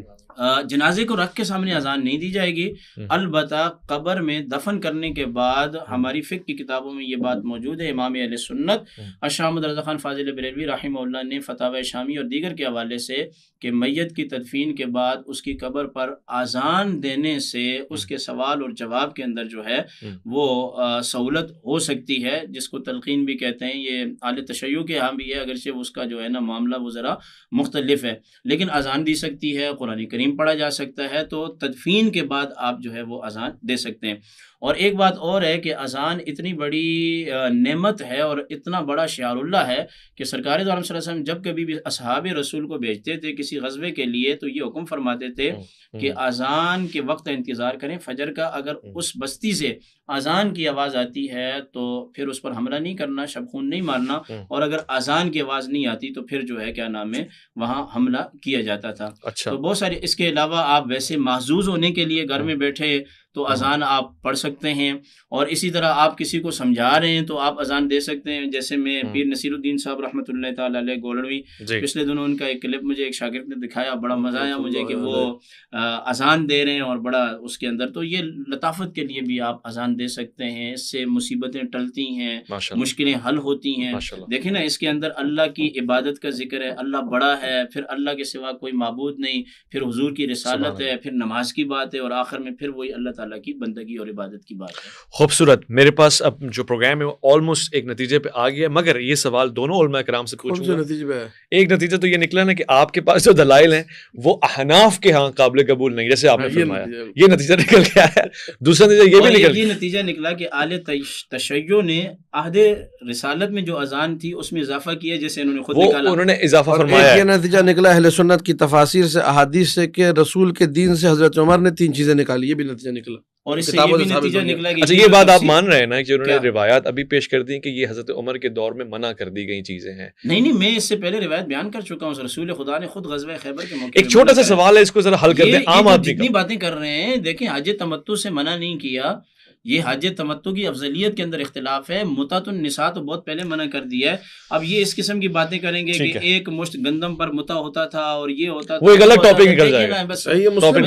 نہیں دیکھیں ہر بات مسلم میں اگر آپ پڑھیں گے تو پھر عمر کے آخری حصے میں امام بخاری نے کہا تھا جو بچی اور بچہ جو ہے وہ بکری کا دودھ پی لے تو ان کی آپس میں جو ہے نا وہ نکاح جو ہے وہ حرام ہو جاتا ہے. کچھ تفردات بھی ہوتے ہیں.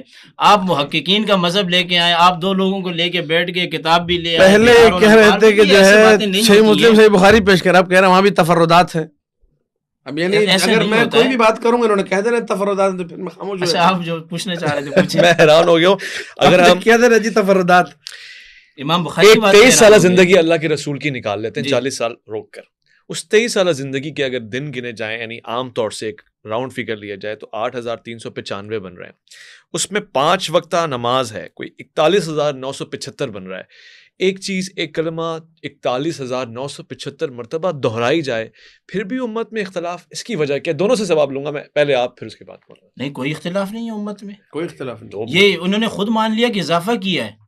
یہ اضافہ جو کیا ہے اس کے بعد کی بات کتابوں میں نکالا حضرت عمر نے خود مانا کہ نکالا ہے. اصل اذان کے اندر تو ان کے نزدیک بھی نہیں, یہ خود کہہ رہے ہیں نا.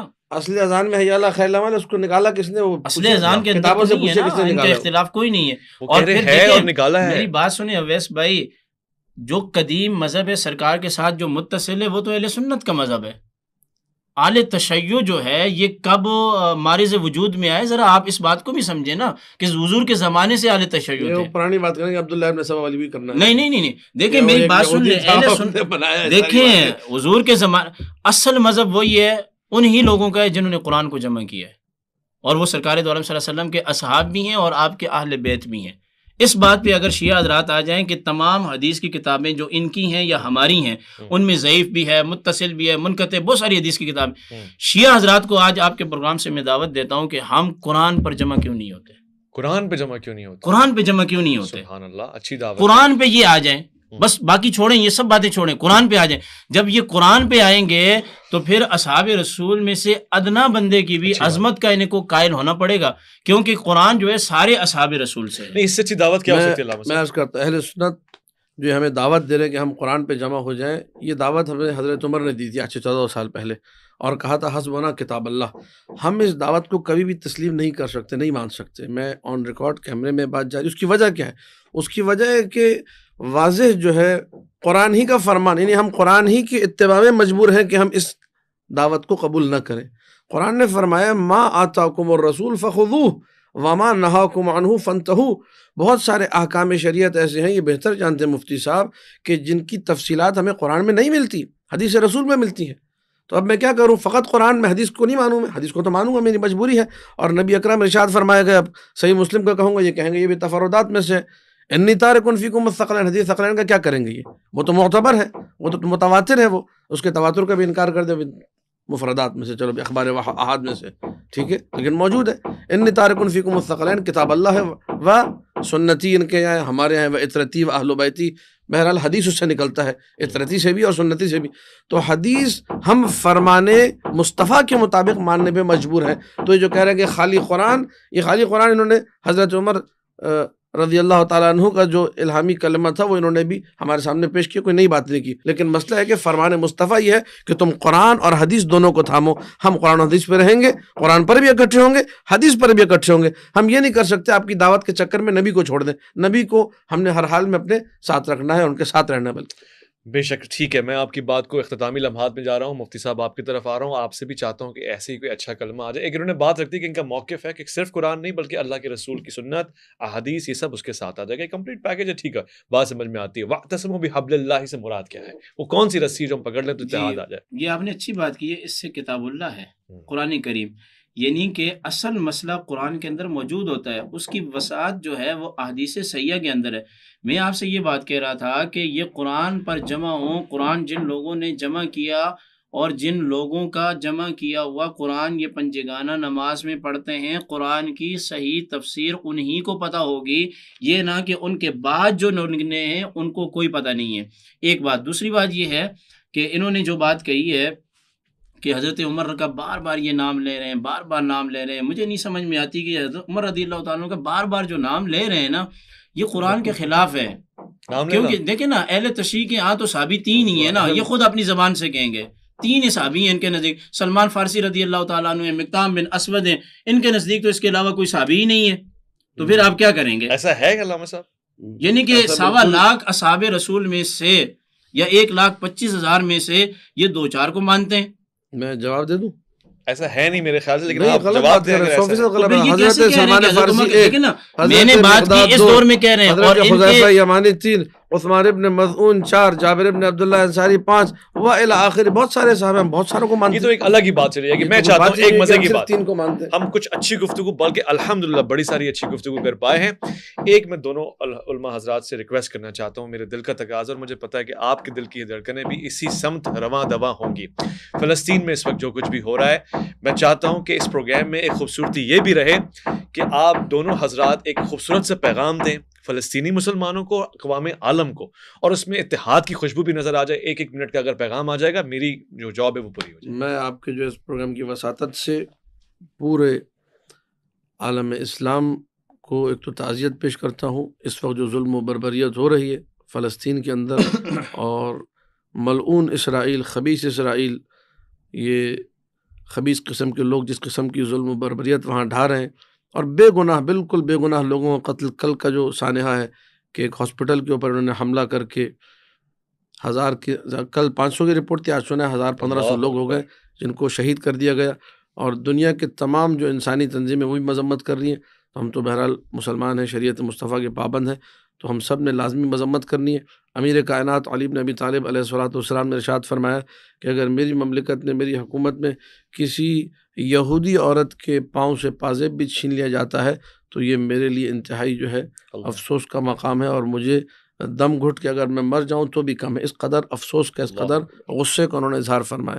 تو عالم اسلام میں مسلمانوں کے ساتھ، اور زیادہ تر وہ شافعی مسلمان ہیں، بہرحال اہل سنت مسلمان ہیں، شیعہ وہاں کوئی بھی نہیں، لیکن ہماری ہمدردیاں ان کے ساتھ ہیں. ہم اس اقدام کی اسرائیل کی بھرپور مذمت کرتے، اور صرف مذمت نہیں کرتے، جو مسلمان ممالک ہیں ان سے خواہاں ہیں اس بات کے کہ وہ کوئی عملی اقدام کریں، اسرائیل کا مکمل طور پہ بائیکاٹ کریں، اسرائیل کی تمام مصنوعات کا بائیکاٹ کریں، اور فلسطین کا دام در میں سخن کسی بھی حوالے سے اگر وہ ساتھ دے سکتے ہیں ساتھ دیں، تاکہ یہ جو انسانی جانوں کا ضیاع ہو رہا ہے انسانی اقدار کی بنیاد پر اس کی حفاظت کو یقینی بنایا جائے، اور اسرائیل کے تمام اقدامات کو مکمل طور پہ اس کی مذمت کی جائے. خوبصورت مفتی صاحب. جی محمد اویس روانی صاحب، میں آپ کے پروگرامز کی وساطت سے پہلی بات تو یہ اللہ رب العزت کی بارگاہ میں فلسطین کے مسلمانوں کی کامیابی اور ان کے غلبے کی دعا کرتا ہوں کہ اللہ تعالیٰ انہیں بدر کے طفیل غلبہ عطا فرمائے. اور دوسرا جو ہے، میں آپ کے پروگرام کی وساطت سے پوری دنیا کے مسلمانوں سے عرض کرتا ہوں کہ اپنی دعاؤں کے اندر فلسطین کے مسلمانوں کو یاد رکھیں. اور تیسری بات یہ ہے کہ اگر اسلامی ممالک اجازت دیں اپنے اپنے ملک سے مجاہدین کے جانے کی اور بھیجنے کی، تو انشاءاللہ آپ کو ہم صف اول میں انشاءاللہ نظر آئیں گے. اور چوتھی بات یہ ہے کہ جتنے اسلامی ممالک ہیں ان کی خاموشی کی میں مذمت کرتا ہوں. اور پانچویں بات یہ ہے کہ ایران کو میں کہتا ہوں کہ شاباش، بہت اچھے، آپ حمایت کو جاری رکھیں، اگر آپ سے کچھ ہو سکتا ہے تو آپ کریں. اور اسی طرح لبنان کے لوگ ہیں یا جو مسلمان بھی کر رہے ہیں، میں ان کی تحسین کرتا ہوں اور دعا کرتا ہوں تاکہ اسلام کا جو کلمہ ہے وہ بلند ہونا چاہیے اور کفر کا کلمہ مغلوب. اسرائیل کو اللہ ہدایت دے، اگر اس کے مقدر میں ہدایت نہیں تو اس کو نیست و نابود کرے. اور آپ کے پروگرام کی وساطت سے آپ بھلے کاٹ دیجئے گا، مولانا فضل الرحمان صاحب ایک بہت بڑا لیڈر ہے، اور اس کا جو بیان آیا ہے فلسطین کے مسلمانوں کے لیے، اس کی میں مذمت کرتا ہوں. مولانا فضل الرحمان کا نام لے کر میں مذمت کرتا ہوں کہ اس کے بیان نے ذاتی طور پر مجھے رنج پہنچایا ہے اور مجھے تکلیف پہنچائی ہے. اور آپ کے پروگرام کی وساطت سے میں علماء دیوبند کو اور علماء اہل حدیث کو بھی یہ بات کہتا ہوں کہ آپ لوگ ہمیشہ جہاد کی بات کرتے ہیں. اس وقت مجھے پاکستان کے اندر بریلویوں میں سے تحریک لبیک اور جماعت اسلامی، اس کے علاوہ مجھے کوئی لوگ اس طرح سے مذمت کرتے ہوئے نظر نہیں آ رہے. یا تو بزدلی ہو سکتی ہے، یا مفادات کی جنگ ہو سکتی ہے، یا کوئی بھی اس میں مسئلہ ہو سکتا ہے. بحیثیت مسلمان اس وقت ہمیں فلسطین کے مسلمانوں کی مدد کرنی چاہیے اور ان کی حمایت کرنی چاہیے اور ان کا ساتھ دینا چاہیے. لائک تحسین آپ نے جو بات کی کاٹنے والی، یقین جانیے یاسر سہروردی سے پوچھیے، ہم کچھ بھی نہیں کاٹتے، ہم کاٹنا ہی نہیں چاہتے، ہمارا کام کاٹنا ہے ہی نہیں ہے. مگر یہ جو آپ نے دونوں علماء کرام نے بات کی، میں خود وہاں چل کر آؤں، ایک بہت ہی اسٹرانگ میسج کیا ہے اور میں چاہتا ہوں کہ ہم بھی اس آواز میں شامل ہو جائیں. پروردگار اس توفیق کو قبول فرمائے. فلسطینی مسلمانوں کے لیے، فلسطینی بھائیوں کے لیے ہم سب مسلمان ساتھ ہیں، متحد ہو کر ساتھ ہیں اور ایک آواز بن کے ساتھ ہیں. نعرہ تکبیر اللہ اکبر، نعرہ رسالت یا رسول اللہ، نعرہ حیدری یا علی، نعرہ تحقیق زندہ باد. نہیں حق چار یار، نعرہ تحقیق حق چار یار. ہم فلسطین کے لیے حیدری کہا ہے، یہ تو آپ نے کہنا ہی ہے نا. فلسطین زندہ باد، فلسطین زندہ باد.